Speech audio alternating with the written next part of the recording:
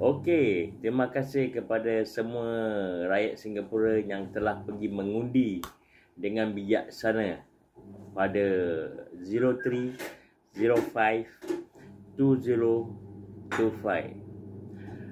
Abang Nordin pun nak ucapkan tahniah kepada parti PAP telah berjaya lagi sekali untuk menerajui negara kita Singapura. Alhamdulillah, lagi 5 tahun.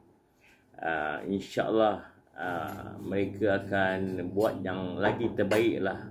Dan juga parti pembangkang yang tak berjaya lagi 5 tahun, Abang Nordin pun ucapkan terima kasih kerana mereka bersuarakan masalah rakyat-rakyat kita. Alhamdulillah, terutama sekali Abang Nordin nak bersyukur kepada Allah kerana Allah telah menentukan segala-galanya. Lagi Abang Nordin nak ucapkan bagi mereka yang mengundi parti pembangkang, yang tak mengundi PAP pun, Abang Nordin pun ucapkan terima kasih. Jadi lagi 5 tahun kita tengoklah macam mana kita punya keadaan di Singapura. Jadi siapa-siapa yang tak mengundi parti pembangkang, insya-Allah lagi 5 tahun korang monitor macam mana. Kalau kerajaan PAP buat yang terbaik, tahun ni yang korang pilih pembangkang, lagi 5 tahun korang pilihlah parti yang mana yang terbaik lagi. Okey, sebab apa Abang Nordin cakap, mengundi ni bukan untuk kerajaan bantu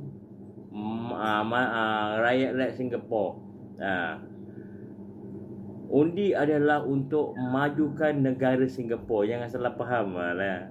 Terima kasih bagi rakyat-rakyat Singapura yang yang merosakkan parti undi. Jadi lagi 5 tahun biar bijaksana. Jangan rosakkan. Pilih parti yang boleh menerajui Singapura. Kalau Singapura ekonomi bagus kan, mana-mana government pun boleh tolong rakyat-rakyatnya. Jadi yang bersuara kerana masalah kehidupan di Singapura, jangan takut. Government kita tak tidur. InsyaAllah mereka akan kerja lebih baik. Jangan takut. Kita hidup di dunia kan, must move on. Okay, thank you and good luck lagi 5 tahun. Jadi Abang Nordin bersyukur kerana insya-Allah lagi 5 tahun anak-anak, cucu-cucu kita yang tinggal di Singapura, insya-Allah masih kerja di Singapura, dapat jumpa mak, jumpa isteri, jumpa suami, insya-Allah. Kita monitor lagi 5 tahun.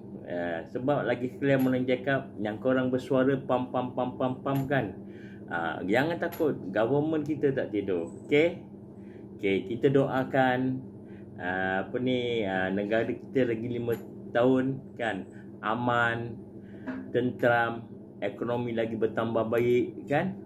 Sebab apa Abang Nordin selalu cakap, Donald Trump ni dah naik, kita tak tahu lagi 5 tahun apa akan terjadi. Okay, kita doa sama-sama. Selalu Abang Nordin cakap, we do our best, God Allah do the rest.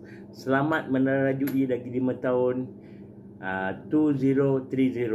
Okay, you all take care. Kalau Abang Nordin panjang umur, kita dapat jumpa lagi, dapat mengundi lagi. Semoga lagi baik dan terus maju dan terus maju. Majulah Singapura. Assalamualaikum. You all take care, stay safe, and love all my Singaporean. Assalamualaikum and ciao. Pam. This is home, truly, where I know I must be, where my dreams wait for me, where that river always flows. This is home, surely, as my senses tell me. This is where